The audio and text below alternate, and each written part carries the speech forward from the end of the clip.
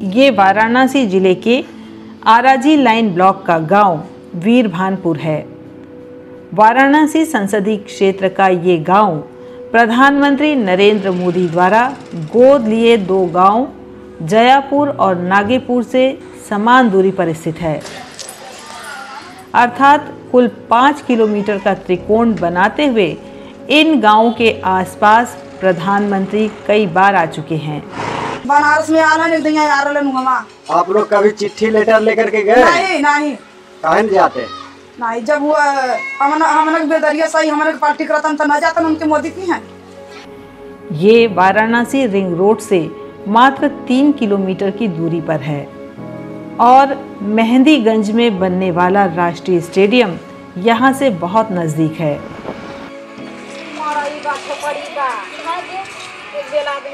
हर घर नल जल के दावे के दौर में इस गांव की महिलाएं एक ऐसे कुएं से पानी निकालते हुए मिली जिस पर घिरनी नहीं है। कितना बस्ती में न टंकी आई, न हैंड पाइप आई, न पिक्चर नहीं आवा। सरकार ठकुरन में जब पानी काढ़े वो में घेरा लगा देते ना पिए देते पानी। अगर किसी का ध्यान बटा या संतुलन गड़बड़ हुआ तो सीधे कुएं में गिर सकती हैं।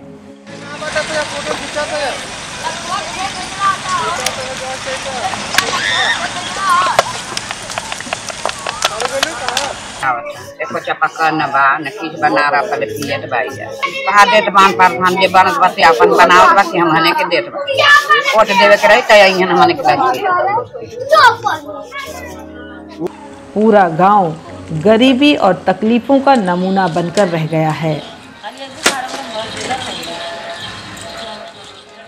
जिंदगी की आवश्यक सुविधाएं अभी यहाँ से बहुत दूर हैं। नहीं है कोड, इसलिए सब लोग पुराना कुआं से सभी लोग पानी पीते हैं। इस गांव में ज़्यादातर लोग मेहनत मजदूरी पर निर्भर हैं, लेकिन संकट ये है कि लोगों को नियमित काम ही नहीं मिल पा रहा है।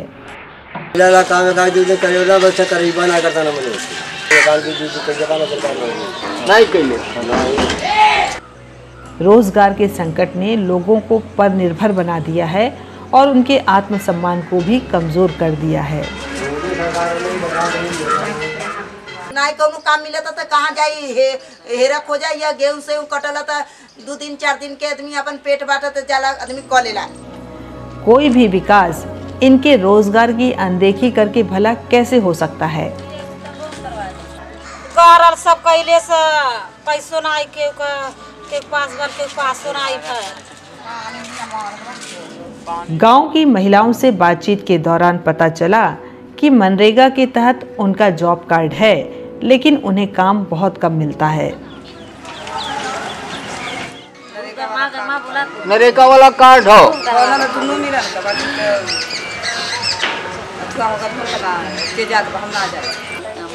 काम होबो करला चालू होला तो काम हमने के बताइबा ना कि ये दरे काम हो। दूसरा नंबर तो पहले कौनो योजना वाला तो हमने के पता न मिले। युवा श्रमिकों को भी इस बात का मलाल है कि उन्हें मनरेगा के तहत कोई काम नहीं मिलता है। हमार मम्मी हम 2 जने कर लिया तो 2-4 दिन के लिए फिर ओकर बाद ना। इसका परिणाम ये है कि उन्हें रोजगार के लिए लगातार भटकना पड़ता है।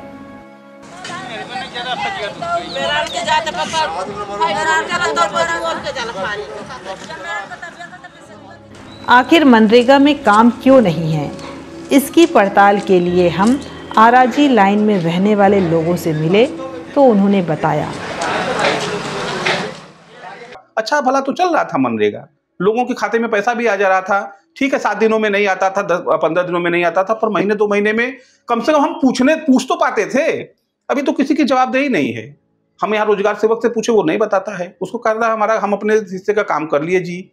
हम यहाँ ब्लॉक वीडियो पे से पूछते हैं, वीडियो ने कहा हम तो डोंगल लगा दिए भाई, अब हमारे स्तर से नहीं है, वो आप जाइए लखनऊ बात करिए। मनरेगा मजदूर यूनियन के संयोजक सुरेश राठौर ने बताया कि मनरेगा के तहत आने वाले बजट का इस्तेमाल ठीक तरीके से नहीं हो रहा है।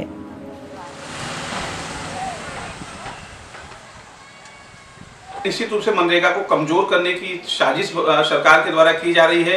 लगातार जो है कि मनरेगा का बजट कम किया जा रहा है।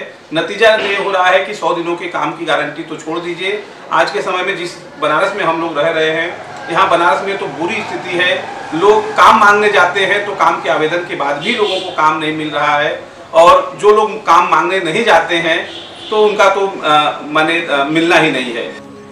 गांव में होने वाले निर्माण कार्यों का काम मनरेगा मजदूरों को मिलना चाहिए, लेकिन हाल के दिनों में देखा गया कि ग्राम प्रधानों ने मनरेगा मजदूरों को काम देने की जगह जेसीबी से काम करा लिया।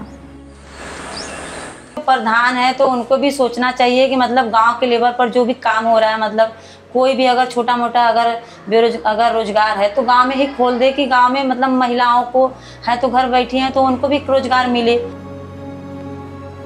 मनरेगा मजदूरों के सामने काम का संकट लगातार बना हुआ है, जबकि उनके हिस्से का काम किसी और तरीके से कराया जा रहा है। इसके पीछे कौन सी ताकत काम कर रही है, इसे जानना बहुत ज़रूरी है।